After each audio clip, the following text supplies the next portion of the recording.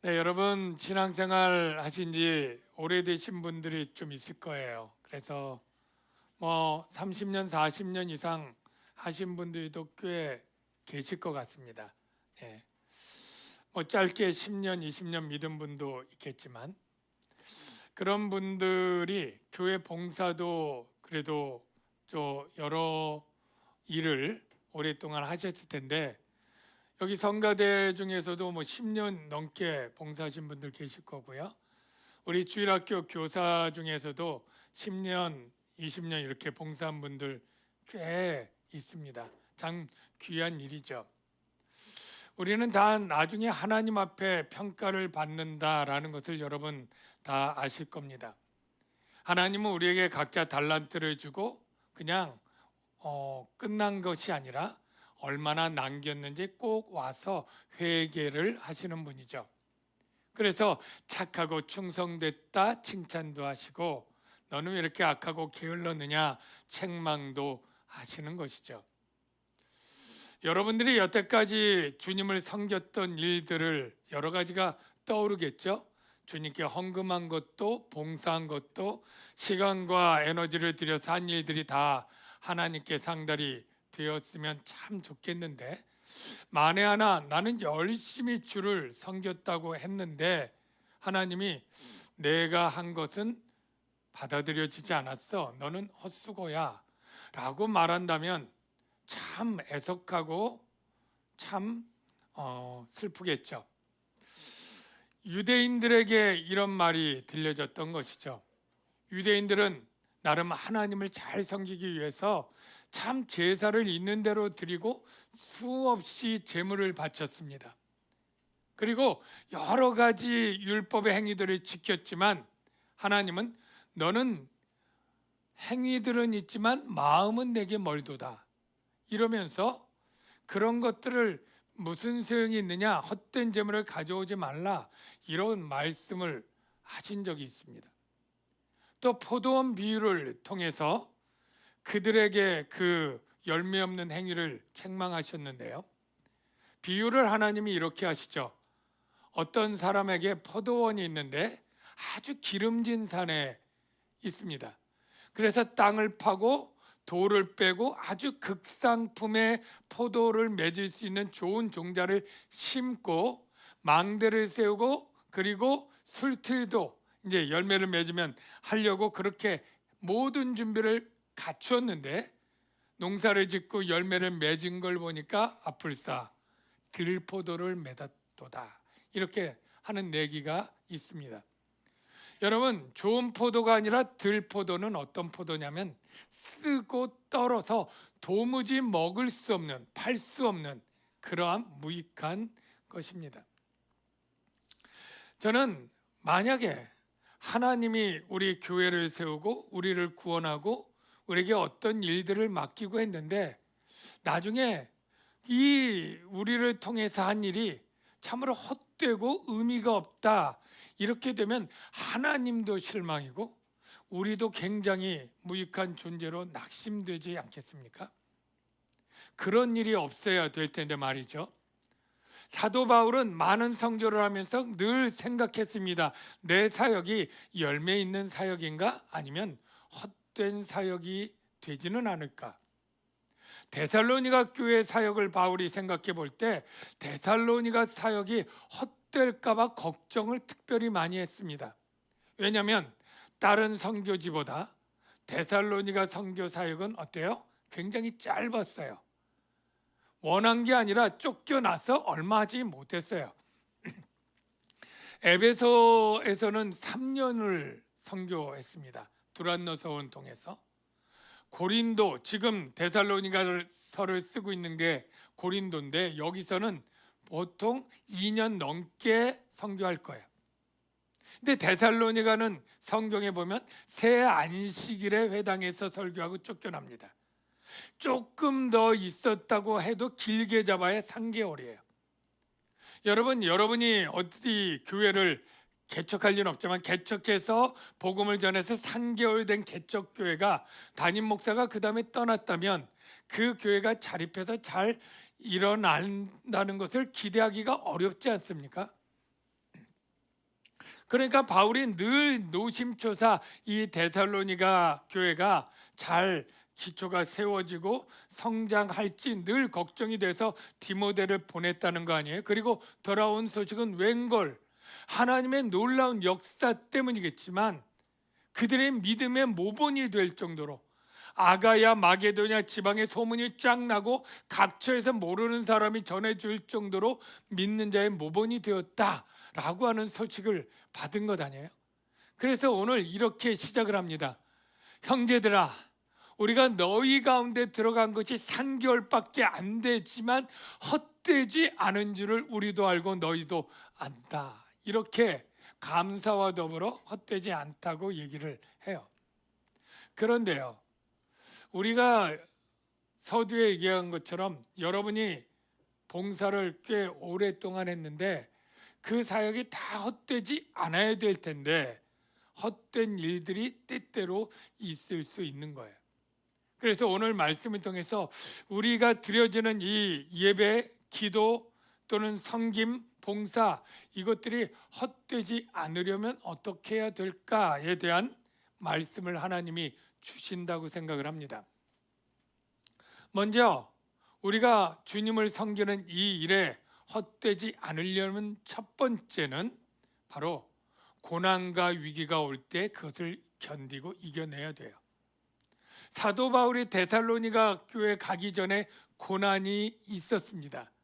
그 고난은 빌립보에서입니다. 바울이 이렇게 얘기를 합니다.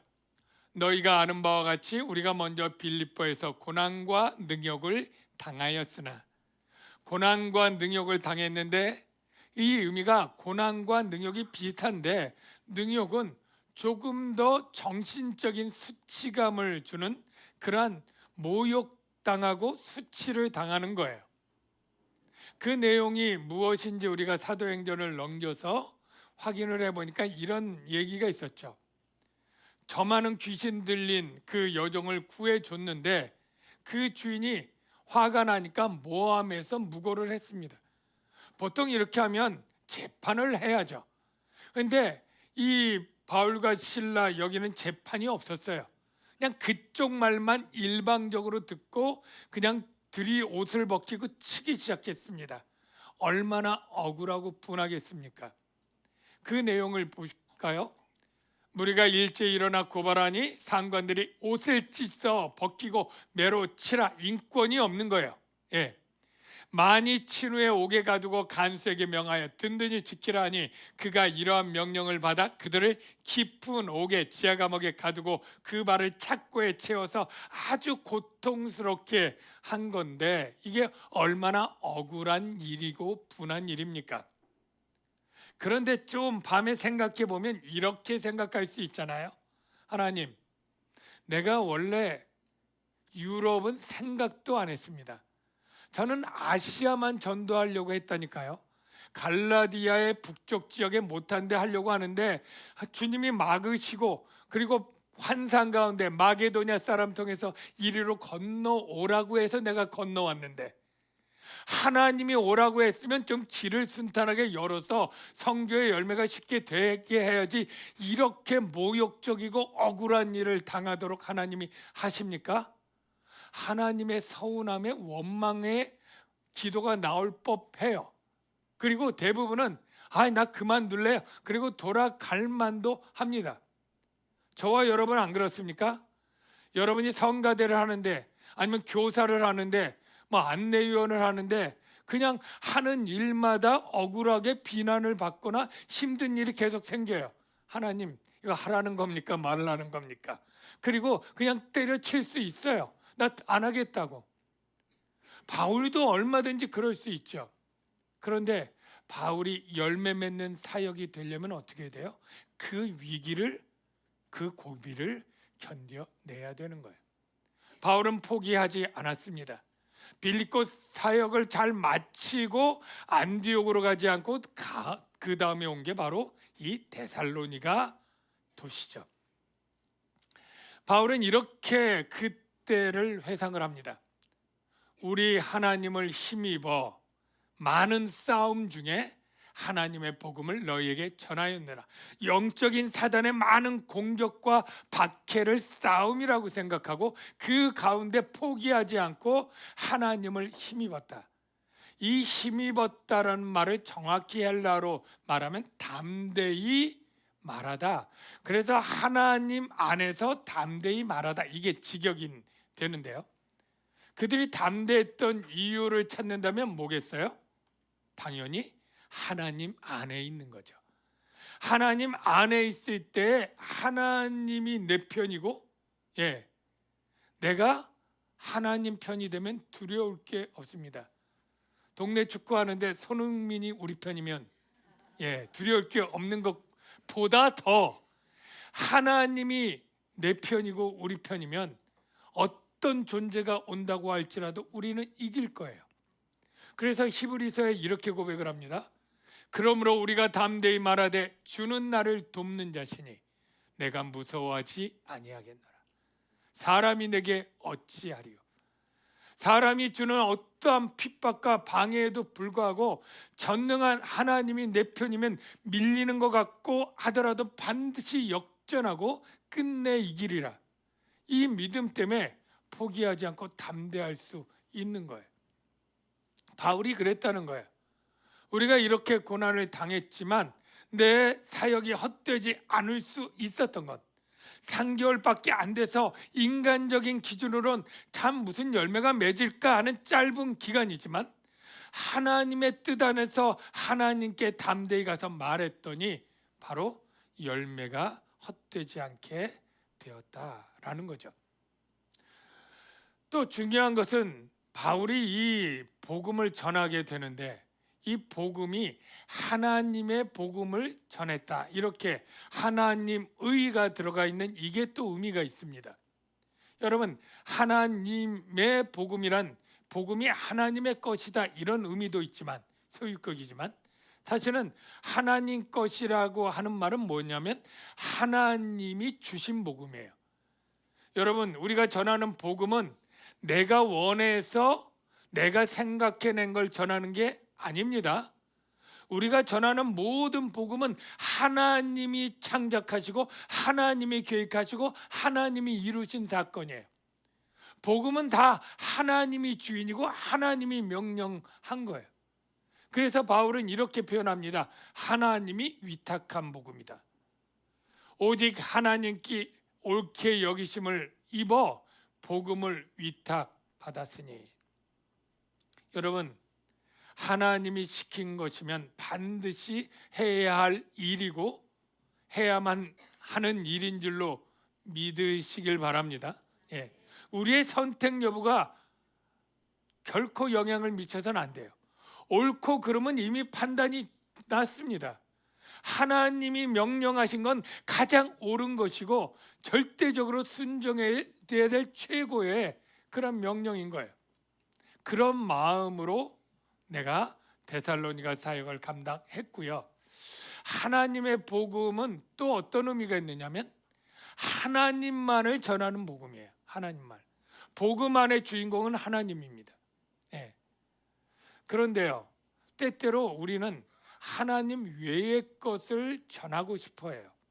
왜냐하면 하나님의 복음은 늘 뻔한 것 같고 식상하거든요. 제가 여러분 복음을 계속 얘기하면 여러분 중에 계속 감동할 사람도 물론 있겠지만 그거 지난주에 한 거 아니야? 이번 또 하네? 이럴 수도 있잖아요. 그러니까 사람의 마음에는 복음을 전하는 것 말고 사람의 이야기, 새로운 철학, 새로운 사상, 새로운 정보, 아니면 감동적인 예화를 섞어서 여러분들이 재밌게 듣게 하는 유혹이 설교자나 교사에게 늘 있습니다. 사도 바울은 그러질 않았다는 거예요. 하나님의 복음에 왜 내 이야기를, 바울은요 얼마든지 자기 이야기를 하면 무궁무진해요. 왜냐하면 그는 굉장히 똑똑한 지식인, 인텔리에다가 그리스 헬라 철학도 이미 알고요, 언어도 통달했고 경험이 많잖아요. 간증이 많잖아요. 3층 천에 갔다 온 이야기 내가 말하면 너희들 다 깜짝 놀라 넘어질 거야. 내가 사람을 살리고 병을 고치고 귀신을 쫓아낸 얘기를 섞어서 하면 굉장히 재밌게 많은 사람이 들으러 올 거예요. 근데 바울은 그러질 않았어요. 오직 하나님 예수님이 전부예요. 그래서 데살로니가 교회에 가서 바울의 설교 요약한 걸 제가 찾아봤죠. 이렇게 표현되어 있습니다. 새 안식일의 성경을 가지고 강론하며 뜻을 풀어 그리스도가 해를 받고 죽은 자 가운데 다시 살아나야 할 것, 즉 예수님, 하나님, 그 살리신 하나님, 내가 너에게 전하는 이 예수가 곧 그리스도라, 이것만을 전한 거예요. 바울이 고린도 교회에 갔을 때 거기 철학자들이 많아요.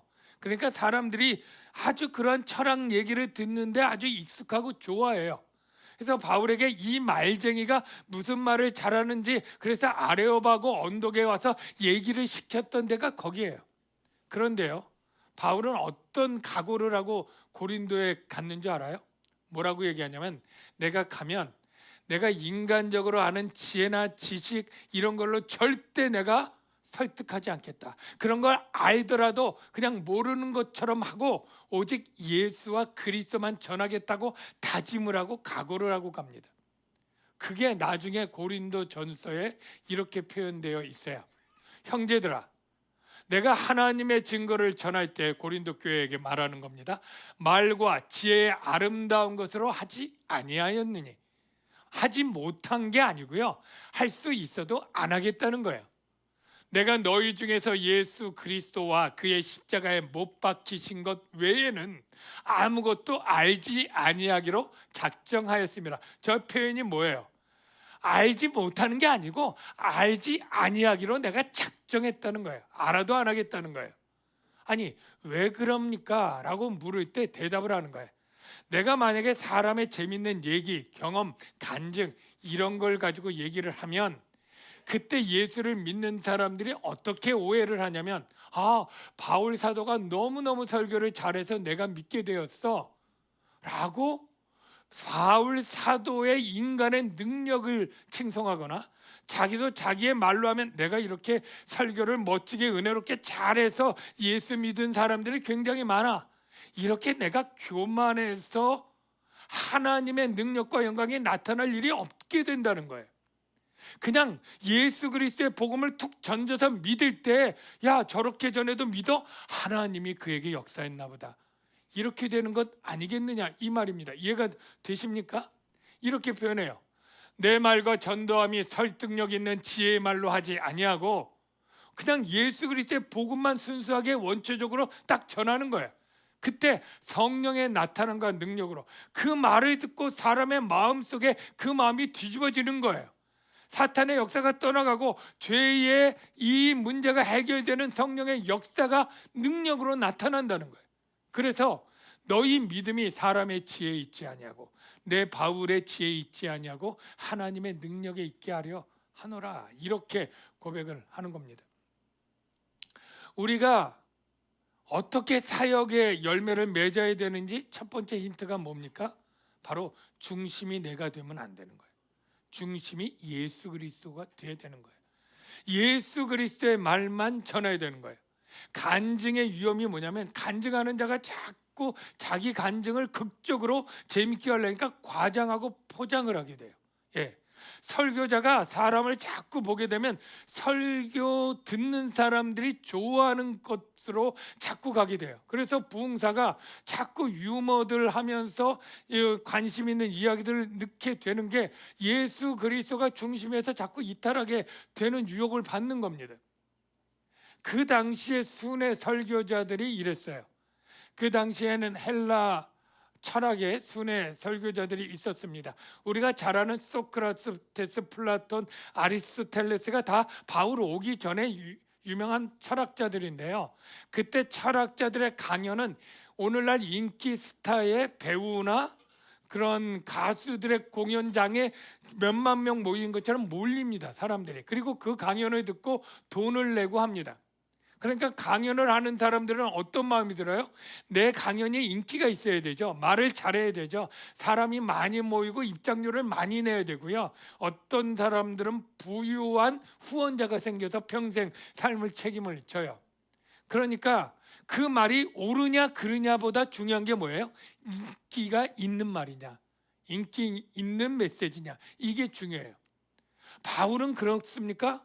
하나님의 복음을 그렇게 할 수 있습니까? 아닌 거예요. 바울이 그들과 나이가 다르다라고 하는 것을 이렇게 표현을 합니다. 우리의 권면은 간사함이나 부정에서 난 것이 아니고 속임수로 하는 것도 아니라, 이게 당시 헬라 철학자들이 했던 건데요. 여기 간사함은 바로 진리가 아닌 얘기들이에요. 인간적인 얘기들, 비진리고요. 부정은요, 더러움인데 성적 더러움이에요. 그러니까 그들이 인기를 얻으니까 이 젊은 귀부인이나 여성들이 많이 따르는 거예요. 그래서 그 여성들 팬이죠. 팬들과 성적 부도덕, 간음 이런 게 일어났어요. 그러니까 그런 것들을 추구하면서 하는 아주 도덕적으로 타락한 이런 교사들이 있었는데, 우리는 그런 게 아니다라는 것하고요. 속임수는 궤변인데요. 그들은 말장이라 말을 잘하니까 여기 붙이면 여기가 맞고 저기에 붙이면 저기에 맞고 비진리라도 그럴듯하게 얘기를 해요. 마치 변호사가 마치 그 피고를 위해서 변호할 때 어떻게든 그를 위해서 막 말을 맞추는 것처럼 그에게 맞춤 설교를 하는 거죠. 예, 회중에 맞는 설교를. 예. 그런데 바울은 회중의 눈치를 보지 않나요? 오직 하나님의 복음, 하나님이 옳다고 하는 복음만을 나는 지킨다. 복음만을 위탁받았다. 그래서 나는 절대 사람의 비유를 맞춰서 아첨하는 말이나 탐심의 탈을 쓰지 아니하였다. 그 다음에 이렇게 말해요. 너희도 알거니와 우리가 아무 때에도 아첨하는 말이나 탐심의 탈을 쓰지 아니한 것을 하나님이 증언하신다. 여러분, 설교자가 이 회중들을 중심으로 딱 두게 되면 그들이 기뻐하고 좋아할 만한 메시지로 자꾸 바뀌어요. 그들이 싫어하고 거북할 말들은 자꾸 빼게 돼요. 이러다 보니까 중심 이동이 사람 쪽으로 가게 되고 하나님이 전하라고 한 복음에서 자꾸 왜곡과 삐뚤어지는 현상이 일어나게 되는 겁니다. 그래서 이 아첨이라고 하는 말은 이미 과장되고 진실이 아닌 칭찬으로 맞추는 것 아닙니까? 그런데요, 그 아첨의 말을 자꾸 들으면 결국은 듣는 사람이 패망하게 되고 넘어지게 된다. 이게 성경의 말씀입니다. 이 아첨이라고 하는 히브리어는 원래 할라크인데 매끄럽다라는 뜻이에요. 아주 그냥 말이 청산유수로 매끈매끈해요. 거부할 게 없어요. 듣기 좋아요. 음악 같아요. 그런데 어떻게 해요? 이웃에게 아첨하는 것은 그 발 앞에 그물을 치는 것이라. 그러니까 아첨의 말을 많이 듣는 사람은 그 앞에 그물이 많으니 어떻게 해요? 가다가 걸려 넘어지는 거죠. 아첨하는 입은 패망을 일으킨다. 패망의 원인이 된다는 거예요. 여러분, 이 사건, 요 예화가 사도행전에 보면 헤롯 왕 있잖아요. 헤롯 대왕이 있고 손주도 헤롯인데 헤롯 아그리파 2세예요. 그가 왕이 되었을 때 가이사라에 가서 그 새벽에 공연장에서 연설을 했는데 햇빛 비추는데 찬란한 옷을 입고 쫙 연설하니까 모였던 사람들이 막 환호를 하면서 이는 신의 소리다, 사람의 소리가 아니다, 이러면서 굉장히 신적으로 높여서 막 열광을 하고 호응을 했는데 헤롯 왕이 천만에 내가 무슨 신이겠느냐 이래야 되는데 그걸 다 받아먹고 있어요. 단말이니까. 그래서 하나님이 쳐서 충이 먹어 죽었다. 바로 이게 아첨의 말을 그냥 그 대놓고 아첨하지 마 이러기 좀 뭐하면 듣고 바로 흘려야 되는데 그걸 자꾸 새겨 들으면서 넘어진 예가 되는 것이죠. 그러면 왜 우리가 아첨하게 되느냐 하면 아첨하는 사람은 반드시 불순한 동기와 목적이 있습니다. 아첨을 듣고 기분 좋게 해서 그로부터 내가 어떤 이익과 어떤 것을 갈취하기 위함이라고 성경은 말하고 있어요. 그래서 아첨과 탐심이 같이 짝인 것은요, 탐심 때문에 저 사람에게 뭐를 빼앗기려고 돈을 빼앗든지 저 사람의 어떠한 존경을 빼앗든지 거짓된 인기를 빼앗든지 뭔가 이런 탐욕 때문에 아첨한다는 거예요. 성경에 이렇게 표현합니다. 이 같은 자들은 우리 주 그리스도를 섬기지 아니하고 자기들의 배만 섬기나니, 즉 이 돈 욕심이죠. 교활한 말과 아첨하는 말로 순진한 자들의 마음을 미혹한다. 아첨하는 자는 배를 섬기는 자고요. 또 이 사람들은 그 정욕대로 행하는 자라 그 입으로 자랑하는 말을 하여 이익을 위하여 아첨하느니라. 아첨을 왜 한다고요? 이익을 위해서 한다는 거죠. 그런데 바울은 하나님의 복음을 전할 때 나는 이렇게 복음을 변질시켜서 사람을 기쁘게 하는 아첨의 말을 하지 않았다, 이렇게 얘기를 합니다. 우리가 이와 같이 말하면 사람을 기쁘게 하려 함이 아니요 오직 마음을 감찰하시는 하나님을 기쁘시게 하려 함이라. 사실 복음 안에는요 사람을 기쁘게 하는 구원의 내용도 있지만 거기에는 누군가 거리끼는, 아니 하나님이 십자가의 그 비참한 형을 당했다고 도무지 믿기지 않거나 꺼려하는 것, 유대인들 로마인들 미련한 얘기, 이런 게 그 안에 담겨 있습니다. 그래서 구원했다는 얘기만 하고 이런 미련하게 보이거나 꺼려하는 것 싹 빼버리면 사람의 비유를 맞추고 사람이 편하게 받을 것 같지만 그건 하나님의 복음이 이미 아니고 떠나버린 거죠. 그래서 나는 사람을 기쁘게 하지 않고 하나님만을 기쁘게 하는데, 그거는 왜냐? 하나님이 우리 마음을 감찰하기 때문이다. 여러분, 하나님은 우리의 마음을 보시는 분인 건 여러분 아십니까? 사람은 마음을 볼 수가 없어요.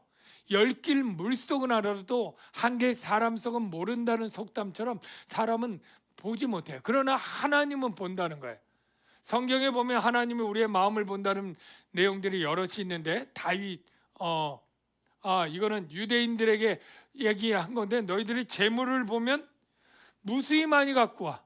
그런데 내가 너희들 마음을 보니까 내게서 멀도다. 그래서 너희의 무수한 재물이 내게 무슨 유익이 있느냐? 헛된 재물 가져오지 말라. 너희가 기도 많이 한다고 나 듣지 않는다. 이런 아주 무서운 경고가 있거든요. 여러분, 우리가 기도하면 하나님이 그래 네가 기도하니까 벌벌 떨면서 다 들어줄게, 꼭 이러진 않습니다. 너희가 예배한다고 재물 가져온다고 너무나 잘한다, 야 반갑다, 이러지지 않아요. 중요한 건 뭐예요? 그걸 드리는 마음이에요. 마음. 하나님은 마음을 본다는 표현이 나 여호와는 중심을 보느니라, 나 여호와는 심장을 살핀다, 이런 말씀을 하는데요. 여러분, 마음을 본다고 할 때 여러분 두려움도 있을 수 있죠. 우리가 내가 그동안 열심히 몇십 년을 봉사했는데 혹시 내 마음이 하나님께 드려지지 않아서 열매가 없다면 어떻게 할까라는 생각도 들지만 반대로 위로가 되기도 해요. 여러분 중에서 시간을 낼 수 없었던 사람도 있을 거예요. 정말 맞벌이에다 애들 키우냐고 생활비 벌고 힘들어서 봉사를 마음껏 못할 때에, 또는 여러분 중에 정말로 대출 이자에 빚에 쪼들려서 하나님께 풍성히 헌금하지 못할 그러한 때의 상황도 있을 거예요. 근데 하나님은 뭐라고 얘기하냐면, 네가 마음이 있다면 작은 것이라도 나는 귀하게 본다. 여러분, 과부의 두렵던 얘기를 너무나 잘 알 거예요. 부자들이 헌금할 때 엄청 많이 할 때 그 소리가, 돈 떨어지는 소리가 들려서 사람들이 보지만 주님은 과부의 쨍그랑거리는 두렵던 작은 돈을 주목하시면서 칭찬하십니다. 왜냐하면 마음을 보기 때문에. 때로는 어떤 사람이 이 제자들을 대접하지 못하고 풍성하게 밥을 하지 못하고 냉숙밖에 대접하지 못하는 상황이 될 때에 주님은 이렇게 말하죠. 네가 소자에게 준 그 냉수한 그릇도 내가 결코 상을 잃지 않을 것이다.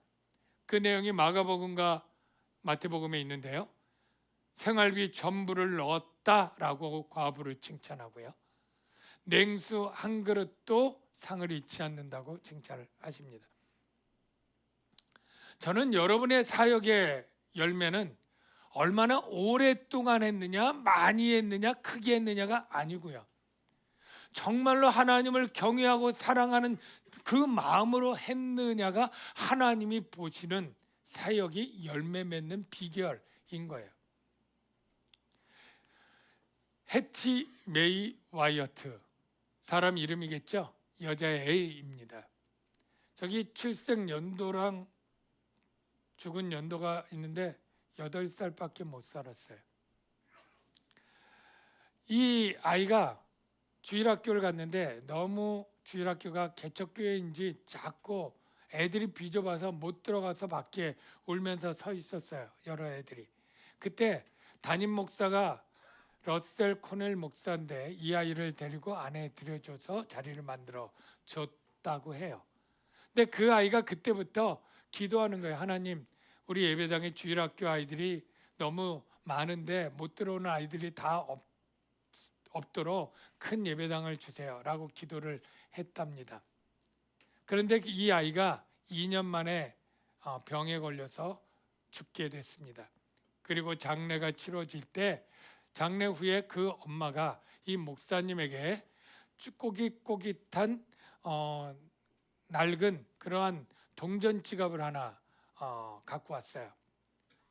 그 동전에는 1센트짜리 57개, 57센트가 있었고 거기에 삐뚤빼뚤 쓴 아이가 쓴 메모가 있었어요.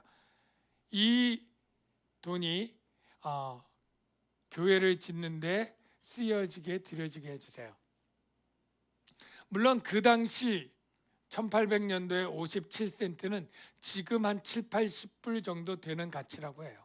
그러니까 한 7, 8만 원 이상 되는 가치 되겠죠? 이 아이가 2년 동안 모은 거예요. 1센트씩을. 우리 돈으로 하면 100원, 500원 이렇게 모은 거죠. 그 소식을 듣고 사람들이 많이 감동을 했습니다. 그래서 어떤 사람이 거기에 땅을 기증을 했는데 우린 땅값이 없습니다. 그랬더니 57센트에 팔겠습니다. 그래서 그 소녀의 57센트의 땅을 사고 거기 예배당을 짓게 되는 많은 사람들의 후원으로 예배당이 쳤습니다. 저 예배당입니다. 57센트 처치인데 필라델피아의 그레이스 처치라고 합니다. 저 목사님이 나중에 저기에서 템플 대학교와 그리고 사마리아 병원을 짓게 되는데요. 주님은 우리에게 이렇게 말합니다. 너희가 물질이 없느냐? 아니, 마음이 없는 거다. 시간이 없느냐? 아니, 마음이 없는 것이다. 할 마음만 있으면 있는 대로 받으실 터이요 없는 것은 받지 아니하시리라. 여러분, 제가 오기 전에 며칠 전에 어떤 목사님 설교 중에 이런 간증을 봤는데요.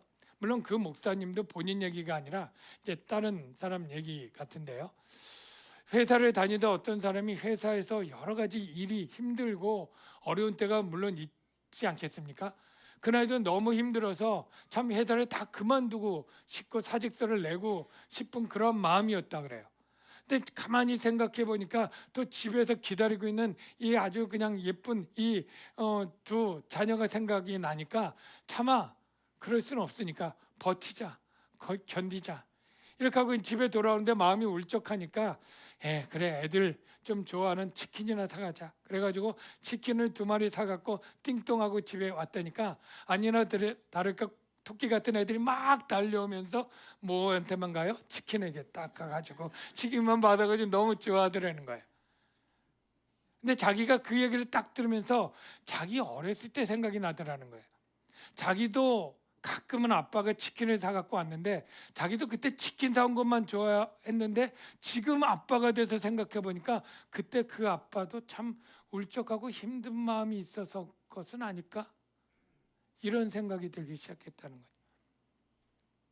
그러니까 그땐 몰랐지만 아빠가 돼 보니까 아빠의 마음이 생각이 나더라는 거예요. 그래서 하나님도 똑같지 않을까? 하나님의 마음을 우리는 생각지 않고 하나님이 주신 것들만 우리가 좋아하고 기뻐하지 정작 하나님의 마음을 생각하지 않는 철없는 우리가 있다는 거예요. 제가 우리 교회에서 전도여행을 여름마다 가지 않습니까? 한 10년째 뭐 이상 한 교회 2개 이렇게 갔는데 나중에는 우리 인원이 많아서 뭐 거의 몇 년 전엔 70명씩 이렇게 아이들끼리 가서 공연도 참 잘하고 보람도 느끼고 이렇게 오는데 제가 어떤 교회를 갈까 기도하면서 이제 정하는데 뭐 특별히 기도하면서 이제 교회들 보고 이제 연락을 해서 정해요. 이번에는 참 오랫동안 좀 진작 정하지 못하고 최근까지 어디를 해야 될지 막 생각하고 정하는데 그 전도할 교회 정하는 게 쉽지 않아요. 왜냐하면 우리가 한 70명 가니까 아이들이랑 같이 있을 숙소가 교회 예배당이 가능한가? 거기 바닥이 있는가? 아니면 교육관이 있는가? 그리고 그 마을 주민들이 몇십 명인데 몇 명이나 올까? 뭐 이런 것들을 다 따져 보니까, 그리고 또 그런 생각도 하죠. 모처럼 2박 3일 휴가를 빼고 왔는데 애들이라도 좀 쉴 수 있게 뭐 바닷가에 해수욕장도 좀 있으면 좋겠고, 아니면 뭐 삼척 같은 데 가면 뭐 개울도 있어서 물놀이도 해주면 좋겠고, 이런 걸 따지니까 참 어려워요. 그래서 몇 개 교회를 했는데 우리 교회는요 70명 묵을 데가 없는 것 같아요. 그리고 우리 마을은 너무 작아. 이래서 안 돼요. 그래서 어떤 교회를 추천을 딱 2개 교회를 최근에 받았는데, 주소를 딱 보면 요즘 네이버나 딱 보면 거리 뷰가 나오잖아요. 교회를 딱 검색을 해보니까 너무 낡았어. 창고 같아. 우리 성도들 가면 여기 과연 묵을 수 있을까? 애들이 묵을 수 있을까? 그러니까 거기 추천은 받았는데 전화를 하기가 싫더라고요. 했다가 응답받으면 가야 되니까. 계속 미루고 있었어요. 다른 교회를 또 했는데 그 교회도 5명밖에 안 되고 마을이 얼마 안 돼. 우리가 좀 가면 보람 있게 하려면 한 100명 정도 모셔서 삼계탕도 끓여드리고 공연도 할 수 있는 예배당이 좀 되고 뭐 이런 걸 생각을 해야 하니까 안 되는 거예요. 근데 제가 마음에 딱 이 설교를 준비하고 딱 들으면서 딱 든 게, 과연 전도 여행을 우리 마음에 들게 우리가 기쁘게 하는 대로 정하는 게 이게 맞는가? 하나님은 우리가 얼마나 거기서 쉬기에 잘 있고 편안하게 있는 거를 보는 게 아니라, 어떻게 보면 계속 전도하다 지치고 낙심한 작은 교회 목사님이 이게 하나님의 마음이 있어서 우리를 보내려고 하는데, 우리가 자꾸 이런 우리 형편에 맞는 데를 찾으면서 그것을 거른다면 그것은 하나님을 기쁘시게 하는 게 아니라 우리를 기쁘게 위해서 전도여행을 가는 이런 일이 생기는 것은 아닐까라고 생각하면서 제가 참 마음에 찔림이 있어요. 그래서 오늘 아침에 그 2교회 미루고 안 했던 교회 했더니 당장 와달라고 그렇게 다 벌써 아니나 다를까 바로 응답이 와가지고, 성도는 다 5명밖에 안 되고, 예배당은 참 누추하고 시골교회인데, 그래 우리가 원치 않아도 하나님이 보내시고 하나님이 원하시면 그렇게 해야 되겠다, 이렇게 얘기를 하고 왔어요. 우리의 마음이 하나님 아버지의 마음을 담는 게 말은 쉬워도 참 어려워요. 왜냐하면 우리는 인간적이고 보이는 것을 추구하는 그런 마음이에요. 찬양 가사 중에도 이런 거 있잖아요. 보소서 주님, 나의 마음을 선한 것 하나 없습니다. 그런데 주님의 마음을 내게 주소서, 이런 찬양이 있잖아요. 우리가 주님의 마음, 아버지의 마음을 받도록 기도해야 될 것이고, 그리고 그 마음대로 하도록 더 노력하고 애써야 되는 게 바로 우리 성도의 길이 아닌가 싶습니다. 우리 같이 이 찬양 한번 같이 불러보고요, 같이 기도하면 좋겠습니다.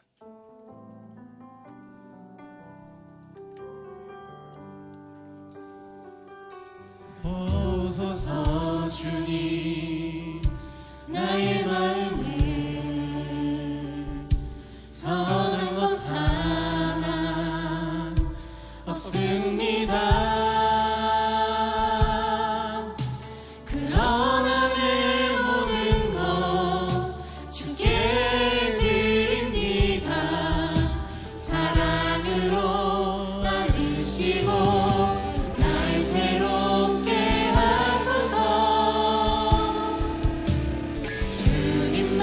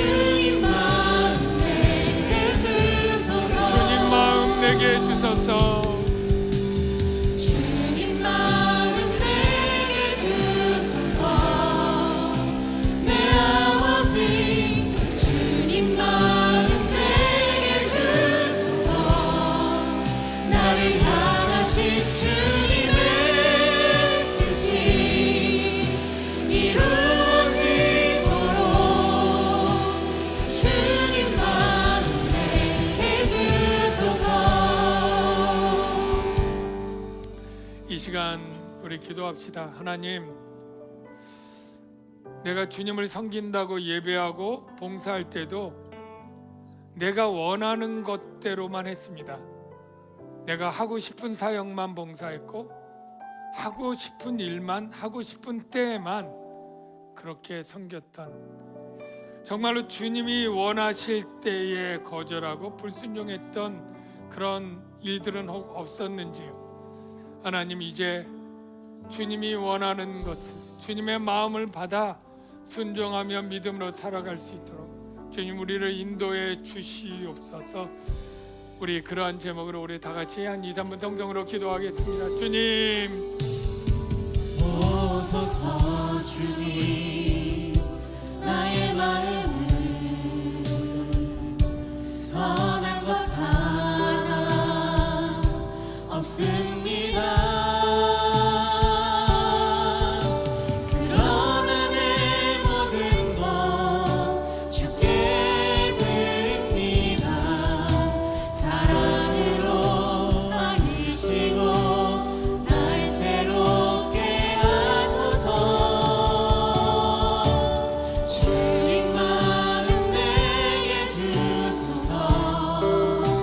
내 아버지, 주님 마음 내게 주소서. 나를 향하신 주님의 뜻이 이루어지도록 주님 마음 내게 주소서. 오소서. 주님, 나의 마음은 선한 것 하나 없습니다. 그러나 내 모든 것 주께 드립니다. 사랑으로 안으시고 날 새롭게 하소서. 주님 마음 내게 주소서. 내 아버지, 주님 마음 내게 주소서. 나를 향하신 주님의 뜻이 이루어지도록 주님 마음 내게 주소서. 내게 사랑을 가르치소서. 당신의 마음으로 용서하게 하소서. 주의 성령 내게 채우사 주의 길 가게 하소서. 주님, 당신 마음 주소서. 주의 성령 내게 채우사 주의 길 가게 하소서. 주님, 당신 마음 주소서. 주님 마음 내게 주소서. 내 아버지, 주님 마음 내게 주소서. 나를 향하신 주님의 뜻이 이루어지도록 주님 마음 내게 주소서. 하나님, 주님의 마음을 살펴 순종함으로 나가는 저희 교회가 우리가 되게 하여 주옵소서. 예수님의 이름으로 기도합니다. 아멘.